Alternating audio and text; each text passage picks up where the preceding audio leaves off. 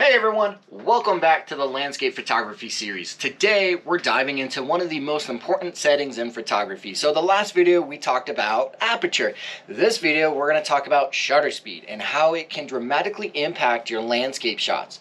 So let's get into it. But first, let me have a drink of my coffee. It is early morning. Oh, so delicious. So, what is shutter speed? It is the amount of light your camera sensor is being exposed to. A fast shutter speed, for example, 1/1000th of a second, lets in less light, but it's going to freeze stuff. While a low shutter speed, like 1/30th of a second, or even longer, let's say 30 seconds, it is going to let in more light, but it can create beautiful scenes of motion in your photo.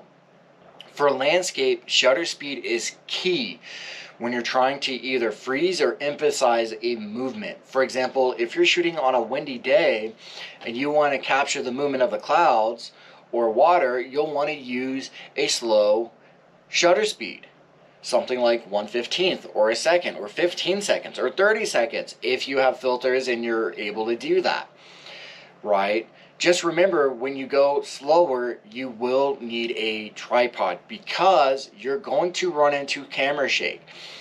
I can get down to about 1/15th of a second, sometimes even slower if there's no wind.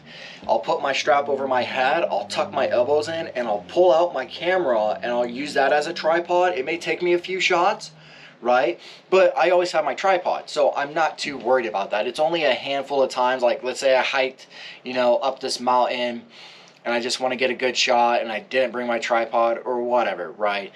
But I highly recommend having a tripod. So here's an example. Let's say you're photographing a waterfall with a fast shutter speed like 1/500th of a second. You'll freeze the water in place. It'll look sharp and it'll look crisp. But if you slow it down to, for example, let's say 15 seconds, that same waterfall becomes smooth and silky. And the difference between a static shot and a one with a flow shot is going to dictate the mood and the flow of the photo. But shutter speed isn't just for water or clouds. It also comes in handy in low light situations like shooting during golden hour and blue hour and twilight. As the light fades, you'll need to slow your shutter speed to let in more light without raising your ISO too much. Because if you raise your ISO too much, you're going to get noise. So this is going to help keep your images noise free. The great thing about shutter speed is that it gives you creative controls of how the scene looks. A fast shutter speed, again, is for freezing, like waves crashing or birds or flight.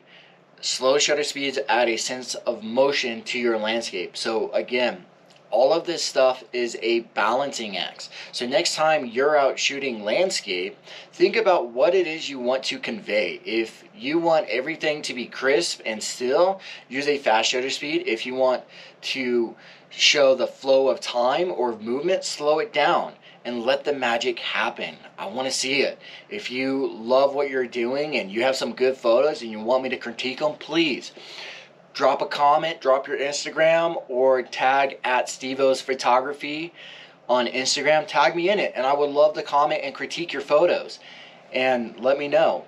But that's it for today on this video, the importance of shutter speed in landscape photography. I want to thank you all for watching, and don't forget to like and subscribe. And if you're enjoying these tips, I'll see you in the next video, and please share it. Word of mouth is big. You have a good day, my friends. Cheers.